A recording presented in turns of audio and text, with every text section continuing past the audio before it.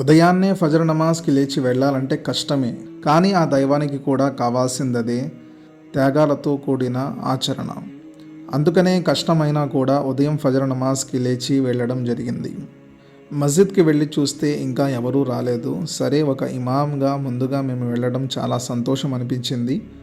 ఆ తర్వాత ఫజర్ నమాజ్ చదువుకొని, ఖురాన్ చదువుకొని ఇవన్నీ అయిపోయిన తర్వాత ఈరోజు మధ్యాహ్నం మా ఇంటి దగ్గర ఒక పెళ్ళి ఉంది. ఆ పెళ్ళికి నాకు దావత్ కూడా రావడం జరిగింది.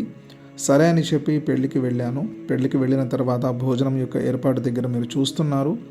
ఇక్కడ ఒక సంఘటన నాకు అనిపించింది, ఇలా లేకపోతే బాగుండేమో అని చెప్పి. కాకపోతే కొంచెం ఇబ్బందిగా కూడా అనిపించింది.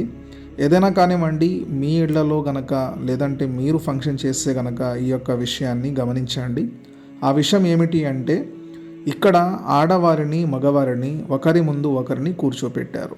షరియాత్ ప్రకారంగా ఇస్లాం ధర్మంలో ఇది నిషేధమైన పని. ఎందుకంటే ఆడవారిని బుర్ఖా వేసి మరీ బయటికి తీసుకువెళ్తాము. కానీ పెళ్ళిళ్ళలో ఆడవారు ఎలా రెడీ అవుతారు మీకు నేను కొత్తగా చెప్పాల్సిన అవసరం ఏం లేదు. కానీ అలాగా ప్రత్యేకంగా రెడీ అయ్యి వచ్చిన ఆడవారిని మగవారి ముందు కూర్చోపెడితే మగవారి యొక్క ఆలోచన ఎలా ఉంటుందో, ఆడవారి యొక్క పరిస్థితి ఎలా ఉంటుందో మీరు గమనించగలరు. కొంతమంది ఆడవారు సిగ్గుతో భోజనం కూడా సరిగ్గా చేయలేరు. మగవారు అయితే వాళ్ళ యొక్క ఆలోచన విధానం మారిపోతూ ఉంటుంది.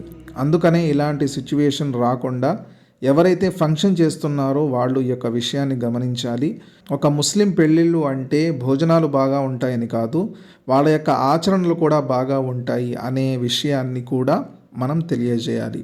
ఈ చిన్న మెసేజ్ మీ యొక్క బంధుమిత్రులకు కూడా తెలియజేయండి. ప్రతి ఒక్క ముస్లింకి తప్పనిసరిగా తెలియజేయండి. అస్సలాము అలైకుం వరహ్మతుల్లాహ్.